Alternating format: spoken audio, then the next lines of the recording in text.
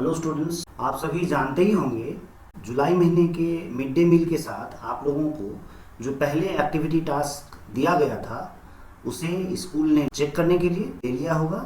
और साथ ही साथ आपको एक नया एक्टिविटी टास्क यानी जुलाई महीने में एक नया एक्टिविटी टास्क दिया गया होगा। चूँकि अभी तक बांग्ला शिक्षा पोर्टल पर उस नए एक्टिविटी टास्क का हिंदी रूपांतरण अवेलेबल नहीं हुआ है, तो कई स्कूलों ने उसे हिंदी रूपांतरित करके बच्चों को दिया था ताकि बच्चे मॉडल एक्टिविटी टास्क सही ढंग से कर पाएँ और समय पर कर पाएँ।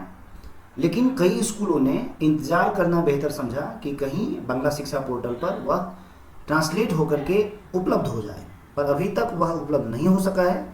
इसीलिए जिन स्कूलों ने जुलाई महीने में आपको नया एक्टिविटी टास्क नहीं दिया है, वह इस महीने आपको नया एक्टिविटी टास्क देंगे। तो जिन बच्चों को यह एक्टिविटी टास्क मिल गया है वह इस वीडियो को देखकर प्रश्नों को बहुत आसानी से हल कर पाएंगे।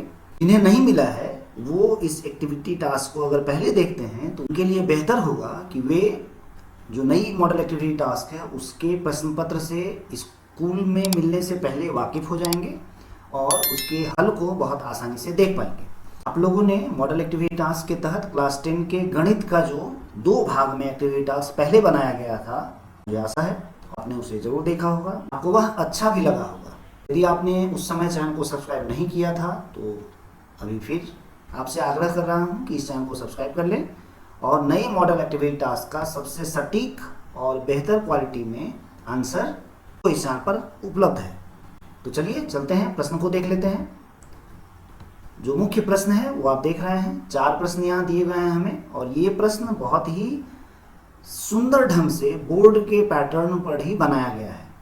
यानी इस एक्टिविटी टास्क को आप हल करते हुए बोर्ड में किस प्रकार से प्रश्न पत्र सजाया जाता है उसकी एक झांकी आप यहाँ देख पाएंगे। इन चारों प्रश्नों को अभी हम लोग हल करने वाले हैं। तो चलिए चलते हैं प्रश्न संख्या 1 की तरफ। यह प्रश्न बहुविकल्पीय प्रश्न यानी एमसीक्यू टाइप प्रश्न है। इसमें हर प्रश्न के देख रहे हो 4 ऑप्शन दिए गए हैं। इन 4 ऑप्शंस में जो ऑप्शन सही हो हमें उसे चुनना है, यानी उसे टिक करना है। पहला प्रश्न है, वास्तविक गुणांक वाले एक चर वाले द्विघात समीकरण है। अब तुम जानते हो द्विघात समीकरण का रूप होता है ax² + bx + c = 0, जहां a ≠ 0। यानी द्विघात समीकरण में जो चर राशि है उसका घात 2 होना चाहिए और उसका गुणांक 0 नहीं होना चाहिए। तो इन जो 4 ऑप्शंस हैं, इन 4 ऑप्शंस में सिर्फ ऑप्शन सी में यह संभव है। तो हमारा आंसर है ऑप्शन सी। प्रश्न संख्या 1 का 2 नंबर, समीकरण इसके मूल कौन कौन से हैं। अब ध्यान दो, यहाँ से अगर हम हल करें तो हमें x का मान 1 मिलेगा और यहाँ से x का मान हमें -3 मिलेगा। यानी हमारा आंसर जो है वह है ऑप्शन सी। प्रश्न संख्या 3, 2 वर्ष का 10% साधारण ब्याज की दर से 50 रुपए का ब्याज उसी ब्याज दर पर 1 वर्ष के लिए 100 रुपए के ब्याज के कितना गुना होगा। अब देखो 50 रुपया का साधारण ब्याज 10% तो 5 रुपया होता है 1 वर्ष में, और 2 वर्ष में वही होगा 10 रुपए। 100 रुपए का उसी ब्याज दर यानी 10% की दर से 100 रुपए का ब्याज होगा 10 रुपए 1 वर्ष के लिए। तो 100 रुपए का 1 वर्ष का ब्याज और 50 रुपए का 2 वर्ष का ब्याज, ये दोनों क्या है, समान हो रहा है। तो हमारा आंसर है ऑप्शन डी। प्रश्न संख्या 4, ओ केंद्र वाली एक वृत्त की 2 समान जीवाएं PQ और RS हैं। चलो पहले हम एक वृत्त बना लेते हैं। मान लिया हमें यह एक वृत्त दिया गया है और इसकी 2 जीवाएं हमें दी गई है। जीवा का नाम है PQ और RS। केंद्र से, ये केंद्र है, केंद्र O है। हमें कह रहा है केंद्र O से PQ की दूरी 8 सेंटीमीटर है। देखो PQ जीवा की दूरी O से 8 सेंटीमीटर है, यानी अगर हम ये M मान लें तो OM 8 सेंटीमीटर होगी। तो केंद्र O से जीवा RS की दूरी कितनी होगी। अब ध्यान दो, यहाँ पर हमें कहा गया है जीवा क्या है, समान जीवाएं हैं PQ और RS, यानी PQ और RS की लंबाई आपस में समान है। तो हम जानते हैं कि समान जीवाओं की दूरी केंद्र से क्या होती है, समान होती है। यानी पी क्यू अगर केंद्र से 8 सेंटीमीटर की दूरी पर है तो आर एस की दूरी भी केंद्र ओ से कितनी होने वाली है, यह भी 8 सेंटीमीटर ही होगा। यानी हमारा आंसर है ऑप्शन ए। मैथ्स से संबंधित ऐसे ही वीडियोस पाने के लिए school maths by Naveen sir को सब्सक्राइब करें और नोटिफिकेशन के बेल को ऑल नोटिफिकेशंस पे सेट करें। प्रश्न संख्या 2, यह ट्रू फॉल्स टाइप प्रश्न है। हमें कहा गया है यदि किसी घन के प्रत्येक भुजा की लंबाई एक घन की लंबाई की आधी है तो इस घन का आयतन पहले घन का 1/8 भाग होगा। अब देखो, अगर हमारे घन की भुजा की लंबाई a है तो जो नई घन है उसकी भुजा की लंबाई क्या होगी, उसकी आधी, यानी a/2। अब पहला घन की भुजा की लंबाई a है तो उसका आयतन क्या होगा, वो होगा a³। और जो नया घन है उसका आयतन होगा a/2 का होल क्यूब। ये होता है a³/8। यानी जो नई घन है उसका आयतन पहले वाले घन जिसका आयतन है a³, उसका क्या है, 8वां भाग है, यानी 1/8 भाग है। यह सही कथन है, तो यह ट्रू होगा। प्रश्न संख्या 2, a/2 b/3 c/4 बराबर है तो हमें a:b:c। तो देखो a, 2, b, 3 और c, 4 अनुपात लोगे 2:3:4 होगा। यह कथन भी सही है। प्रश्न संख्या 3, यदि मूलधन p और चक्रवृद्धि ब्याज की वार्षिक दर r% हो तो दूसरे वर्ष का मूलधन PR/100 होगा। नहीं, अब हम जानते हैं दूसरे वर्ष का जो मूलधन होता है वह होता है पहले वर्ष का मूलधन प्लस पहले वर्ष जो हमें ब्याज मिला है वो। तो यहाँ यह कथन गलत लग रहा है, यह आंसर है फॉल्स। प्रश्न संख्या 4, दिए गए चित्र में O केंद्र वाले वृत्त का व्यास AB है। यहाँ देख रहे हो जो चित्र हमें दिया गया है उसमें केंद्र O है और AB क्या है, वृत्त की व्यास है। वृत्त के भीतर Q कोई बिंदु है तो कोण AQB हमेशा एक न्यून कोण होगा। अब ध्यान दो, P बिंदु वृत्त के परिधि पर स्थित है और हमने अपनी थ्योरम में पढ़ा है, जिसका लिंक तुम्हें यहाँ ऊपर आई बटन में दिख रहा होगा, कि अर्धवृत्त पर जो कोण बनता है, क्योंकि AB व्यास है तो कोण APB ये क्या होगा, अर्धवृत्त का कोण, और यह कितना होगा, 90 डिग्री, यानी समकोण होगा। अब Q बिंदु चूंकि वृत्त के परिधि के भीतर स्थित है तो यह जो कोण होगा वह एक अधिक कोण होगा, न कि न्यून कोण होगा। तो यह कथन भी गलत है। चलते हैं प्रश्न संख्या 3 की तरफ। प्रश्न संख्या 3, हमें कहा है यदि एक लंबवृत्ताकार बेलन के आयतन और पार्श्व तल के क्षेत्रफल का संख्यात्मक मान समान है तो बेलन का अर्धव्यास ज्ञात करना है। चलो पहले हमने बेलन ले लिया, हमने मान लिया कि बेलन का जो अर्धव्यास है वह है r और बेलन की ऊंचाई जो है वो है h। तो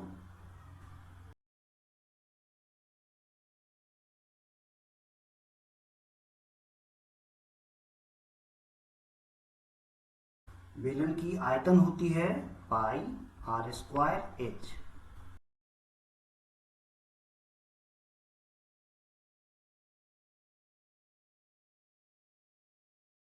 प्रश्न के अनुसार हम जानते हैं कि बेलन का जो आयतन है और पार्श्व तल, ये संख्यात्मक मान इन दोनों का समान है। तो हम लिख सकते हैं πr²h इक्वल्स टू, यहाँ देख रहे हो h एक दूसरे को काट रही है, इसी प्रकार पाई और एक r यहाँ से कटेगा तो हमें r का जो मान मिल रहा है वो है 2 इकाई। यह है हमारा आंसर। चलते हैं प्रश्न संख्या 3 के 2 नंबर प्रश्न की ओर। कह रहा है दिखाएं कि द्विघात करनी 7-√2 का पूरक या अनुबंधी करनी 7+√2 है। अब तुम जानते हो कि यदि दो करणियों का योगफल और उनका गुणनफल एक रैशनल नंबर हो, यानी परिमेय संख्या हो, तो वे दोनों करनी एक दूसरे के पूरक करनी होते हैं। अब यहां वो हम देख लेते हैं, चूंकि 7-√2 और 7+√2 इन दोनों का योगफल हमें क्या मिल रहा है? हमें ये मिल रहा है 7 minus root 2 plus 7 plus root 2। तो हमें मिल रहा है 14, जो एक रैशनल नंबर है। पुनः 7 माइनस रूट 2 और 7 प्लस रूट 2, इन दोनों का गुणनफल हमें क्या मिल रहा है? ये हमें मिल रहा है 7 स्क्वायर माइनस रूट 2 का होल स्क्वायर। 49 माइनस रूट 2 का होल स्क्वायर हो गया 2, ये हो गया 47। यह भी ऐसा नंबर है। इसीलिए हम कह सकते हैं कि 7 माइनस रूट 2 का, चलते हैं प्रश्न संख्या 4 की तरफ। हमें सिद्ध करना है कि किसी चक्रीय या वृत्तस्थ चतुर्भुज के समूह कोण परस्पर संपूरक होते हैं। चलो, इसके लिए हमने सबसे पहले एक डायग्राम बना लिया। हमने मान लिया कि चक्रीय चतुर्भुज है ए बी सी डी और इस वृत्त का केंद्र है ओ।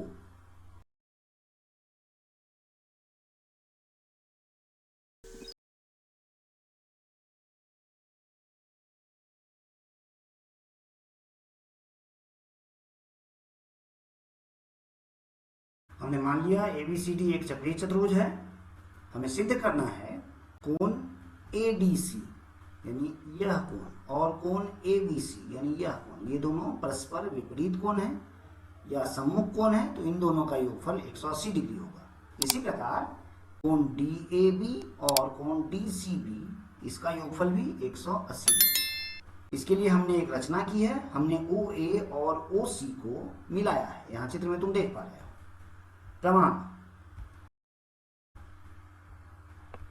चाप ABC पर, ध्यान दो, चाप ABC पर कोण ADC परिधि का कोण है।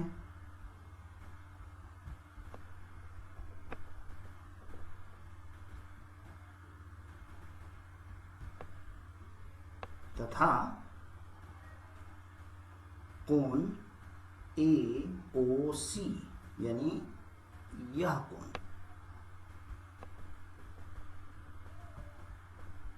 केंद्र का कोण है।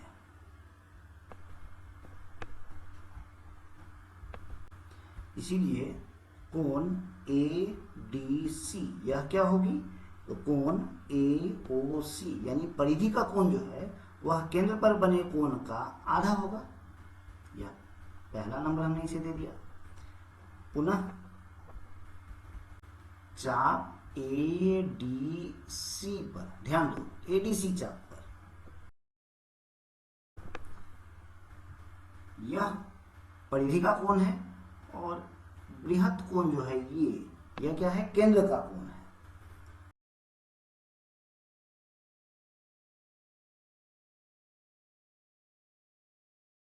इसीलिए हम कह सकते हैं कि कोण ABC क्या होगी? यह भी बृहत कोण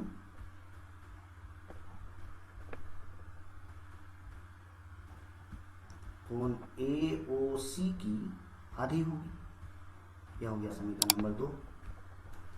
अब देखो, इसीलिए हमने कोण ADC और कोण ABC को अगर जोड़े तो हमें मिलेगा 1/2। अब यहां ध्यान दो, यह कोण और केंद्र का कोण AOC, यह कोण, इस पूरे कोण का मान कितना होगा? ये 360 होता है, हम जानते हैं। इसे हम लिख सकते हैं 1/2 इंटू 360। इसे अगर विभाजित करो तो हमें मिलेगा 180 डिग्री।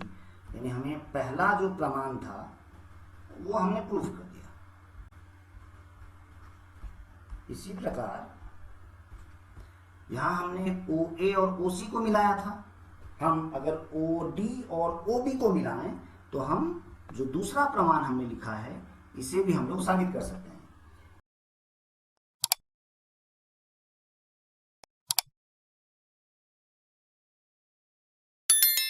180 डिग्री होगा। यही हमें प्रमाणित करना था। मुझे आशा है तुम्हें यह 4 प्रश्न सही ढंग से समझ में आया होंगे। यदि यह समझ में आया है तो चैनल को जरूर सब्सक्राइब करो और इसे अपने दोस्तों के साथ शेयर करना मत भूलना। मिलते हैं अगले वीडियो में। Thanks for watching this video.